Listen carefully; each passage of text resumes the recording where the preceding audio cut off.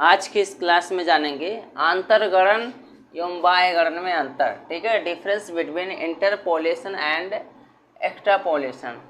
अब देखो मीनिंग की बात करते हैं कि आंतरगणन क्या होता है। तो कुछ निश्चित मान्यताओं के आधार पर अज्ञात पद के मूल्य का अनुमान लगाना क्या कहलाता है, आंतरगणन कहलाता है। ठीक है, मतलब कुछ निश्चित मान्यताएं होती हैं, कुछ रूल होते हैं, उसके आधार पर, ठीक है, अज्ञात पद के जो भी पद मालूम नहीं है उसका मूल्य निकालना या उसका अनुमान लगाना क्या कहलाता है, या अंतर्गणन कहलाता है।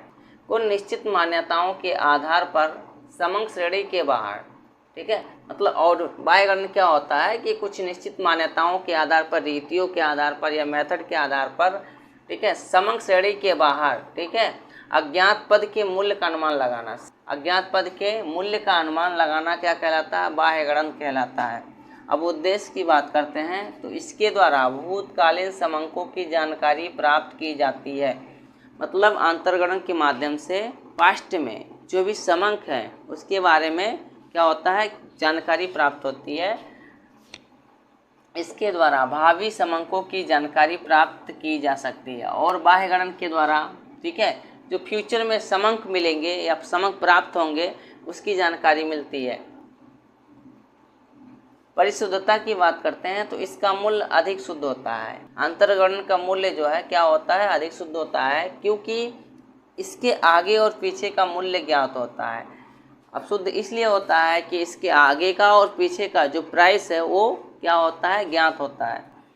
और इसके द्वारा भावी समंकों की जानकारी प्राप्त की जा सकती है। और बाह्यगणन के द्वारा क्या होता है, फ्यूचर के जो भी समंक है, डाटा है, उसकी जानकारी प्राप्त होती है। मान्यताएं की बात करते हैं, यह इस मान्यता पर आधारित है कि श्रेणी समंकों में पारस्परिक निर्भरता तथा सामान्यता है। ठीक है, और यह इस मान्यता पर आधारित है कि समंकों में कोई आकस्मिक एवं अनियमित परिवर्तन नहीं होंगे। और बाह्यगणन क्या होता है, इस रीति पर चलती है कि समंकों में कोई आकस्मिक या अनियमित परिवर्तन या चेंज नहीं होंगे। ठीक है, अब विधि की बात करते हैं तो इसके लिए न्यूटन की प्रगामी अंतर विधि अधिक उपयुक्त होती है।